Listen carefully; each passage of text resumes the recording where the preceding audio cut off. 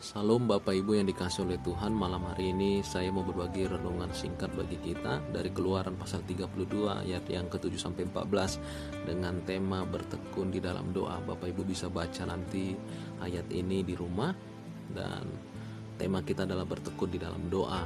Ya, sekilas ini berbicara tentang tindakan bangsa Israel yang membuat patung anak lembu emas yang membuat hati Allah murka, ya. Bukan hanya menduakan Tuhan, tetapi tidak menghargai Tuhan. Mereka tidak melihat bagaimana karya pembebasan yang Tuhan lakukan di waktu perbudakan di Mesir, dan seharusnya mereka menyadari bagaimana kasih dan kekuasaan Allah, tetapi mereka menggeser Allah dari tahtanya.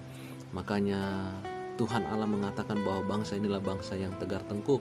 Biasanya kata istilah tegar tengkuk digunakan dalam istilah pertanian, yaitu sebagai seorang petani yang membawa lembu pembajak, ya. Biasanya kayu diletakkan di atas tengkuknya, tetapi ada lembu-lembu yang tengkuknya kaku. Ini gambaran daripada bangsa Israel, dan juga kehidupan, gambaran daripada orang-orang Kristen pada zaman ini, ya, zaman lalu, ya, yang sulit sekali taat atau dipimpin oleh Tuhan.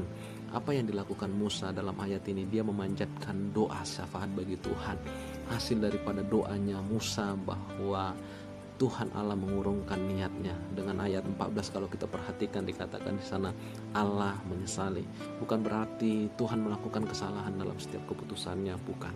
Tapi Allah memilih untuk mengabulkan permohonan doa Musa. Bapak Ibu Saudaraku yang dikasihi oleh Tuhan, betapa pentingnya bertekun di dalam doa.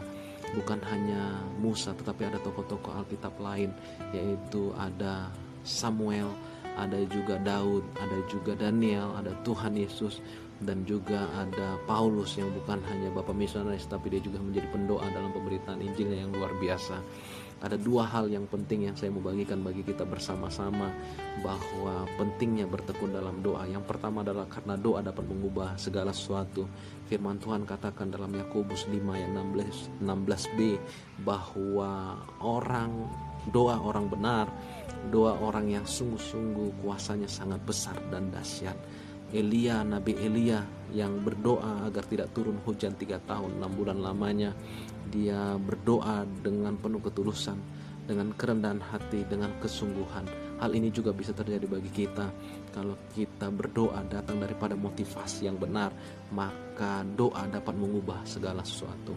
Berdoa untuk suami, berdoa untuk istri, berdoa untuk anak-anak, ya, berdoa untuk situasi saat ini, corona yang belum selesai. Kita percaya Tuhan akan memulihkan bangsa ini. Kita hanya bisa berserah dan berdoa pada Tuhan.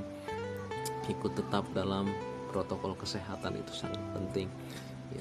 Yang kedua adalah mengapa pentingnya kita bertekun di dalam doa. Yang kedua adalah karena doa dapat membuat hidup kita semakin bertumbuh. Karena di dalam doa ada pengharapan yang pasti. Doa bukan bertele-tele, bukan soal panjang lebarnya. Bertele-tele artinya mengucapkan kata yang berulang-ulang, ya, ada makna yang ada ungkapan-ungkapan yang kosong di dalamnya.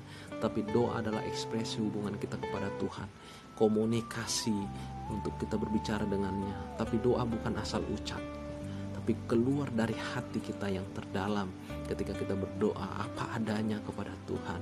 Karena ketika kita berdoa, Tuhan memperhatikan hati kita, bukan kata-kata kita. Kiranya firman Tuhan pada malam hari ini memberkati kita bersama-sama. Tetaplah bertekun di dalam doa. Mari kita berdoa kepada Tuhan supaya Tuhan memberikan kita kekuatan melewati masalah-masalah, ya, supaya iman kita semakin bertumbuh, ya, kesetiaan kita kepada Allah semakin dekat, dan juga doa kita juga semakin meningkat. Kiranya firman Tuhan pada malam hari ini memberkati Bapak Ibu Saudara dimanapun berada yang mendengarkan YouTube saya. Kiranya menguatkan Bapak Ibu dan pentingnya bertekun di dalam doa. Tuhan Yesus memberkati kita. Shalom.